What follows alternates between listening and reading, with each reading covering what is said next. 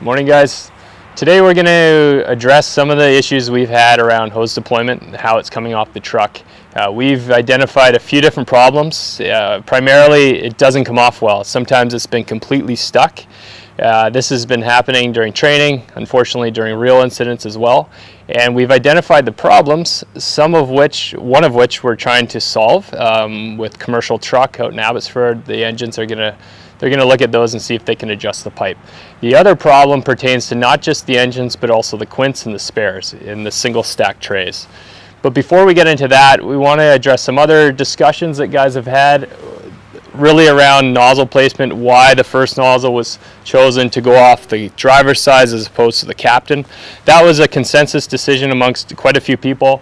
And one of the pieces is that if it was to be off this side, the bottle would really get in the way as he tries to spin. The cab of the truck doesn't allow that. The other side is much better for that.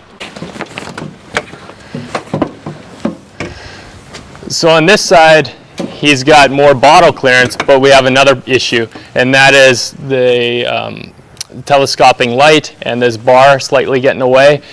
Neither side is ideal.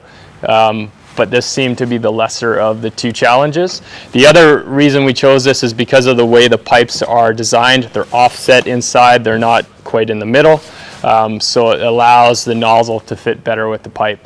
Again, it's not ideal. We're going to look at adjusting this bar down lower, making it a little bit better, but once you get it cleared past that bar, it's pretty much easy to go, and your bottle and your pack, if you're one of the guys that likes to step up on the step, you have more room to actually get off there now.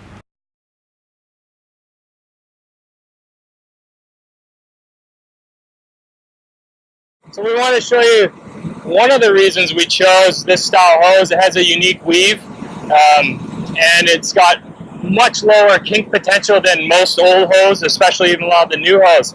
Old hose that we have around that's still kind of in service, but it's on its way out, used to kink pretty early, pretty low diameter, something like 24. When we tested up to even 30, it just snapped. So kinks in hose are going to decrease our flow rate. They're a big issue on the fire ground. We really want to try to minimize that.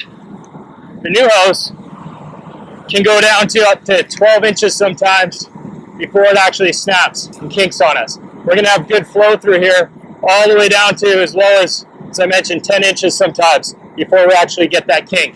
So this hose, for that reason, can be pulled through doorways and through the homes on a bite, and it doesn't kink on us like traditional hose does.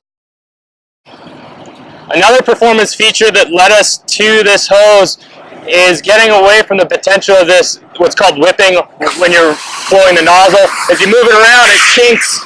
It kind of kicks back at you, and it's not so great during interior firefighting. Whereas this new stuff really doesn't do that.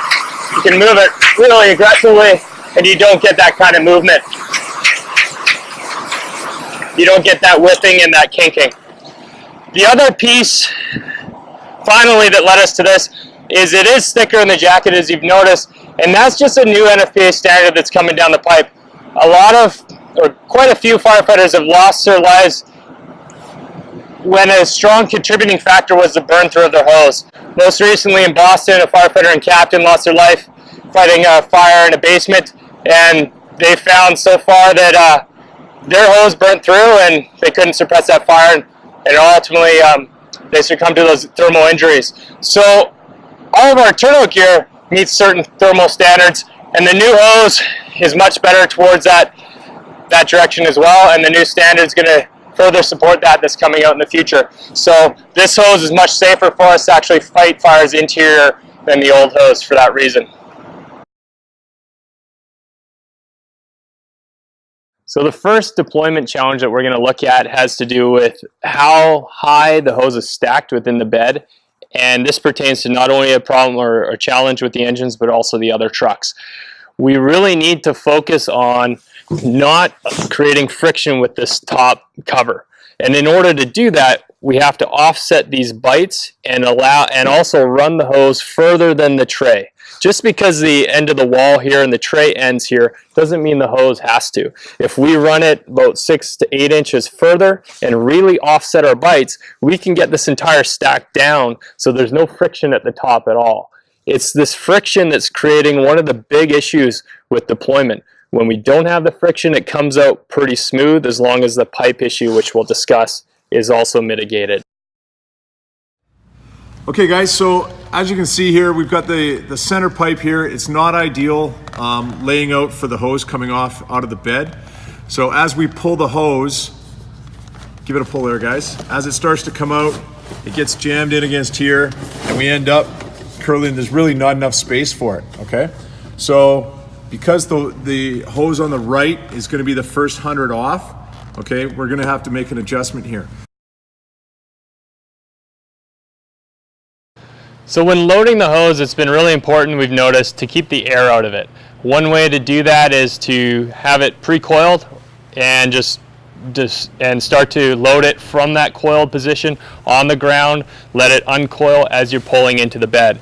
Another option for either doing training evolutions where you just want to stretch a few lines, or during that monthly check sheet where we need to change the bites and take care of all of our hose for that rotation, you can actually just leave it as is, just all connected, because if the bail and the nozzle stays closed and everything on the valve here stays closed, air can't get into the system.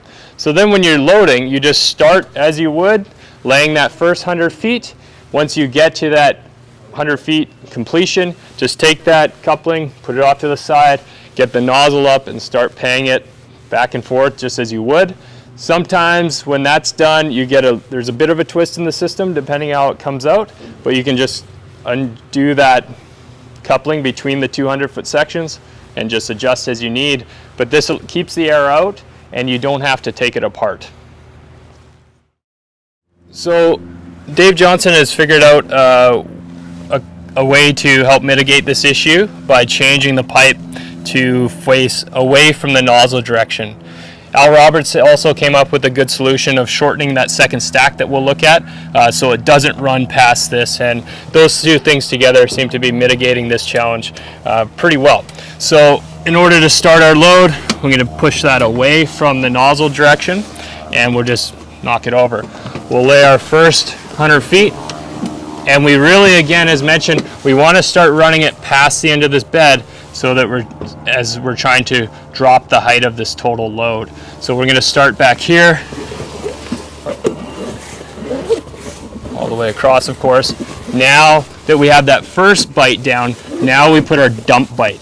This dump bite's really important because as we have this coupling position back, we really have to get a good pull to make sure it flips before that hose is charged. So the dump bite is really quite important for that reason, to help us clear that bed. Now we'll just load that first that first 50 feet. So run it nice and long.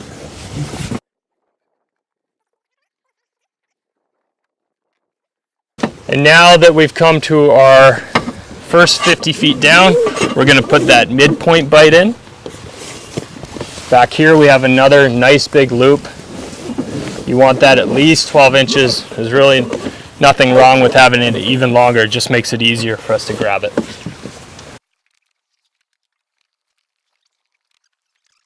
So we're loading it this time, keeping it all connected as we mentioned, and we're going to get the nozzle, start our next 100-foot stack in that other section. But you can see the hose is already sitting a couple inches below the top of this, so it won't be impacting with the cover at all.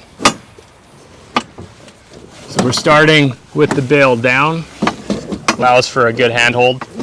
And this time, this is a change that Al came up with that works quite well. Rather than running it past this coupling, for the first one at least, we're just going to run it just short. So it doesn't go past there. It's just, 6, 8 inches difference.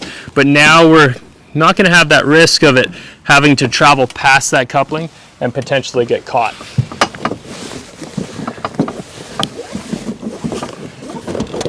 Now we can run all the way the full length, and again extending a good 6 inches past the end of this tray on both sides so we can keep our stack low.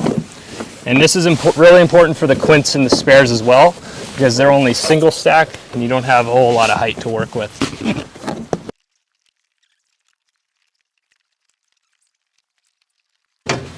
So we're just at that last section now, that last couple folds back and forth, and we've kept the hose all connected. So sometimes you get a twist in it, but this time we didn't. So it lays down quite easy. Everything is below the top of this cover again, when we'll have no friction there. That will create that problem with deploying the first 100 feet off the nozzle side. And because we shortened up this side around that coupling connection, we shouldn't have this snagging back here either.